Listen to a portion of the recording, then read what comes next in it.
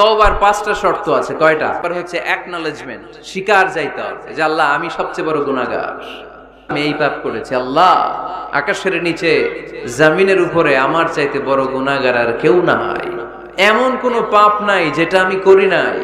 আল্লাহ, আমি ছাড়া তোমার গোলামের অভাব নাই, কিন্তু তুমি ছাড়া আর একটা রবও আমার নাই। 2 নাম্বার হলো রিপেন্টেন্স, অনুতপ্ত হন, চোখের পানি ছাড়েন, মাফ করে দিবে কে?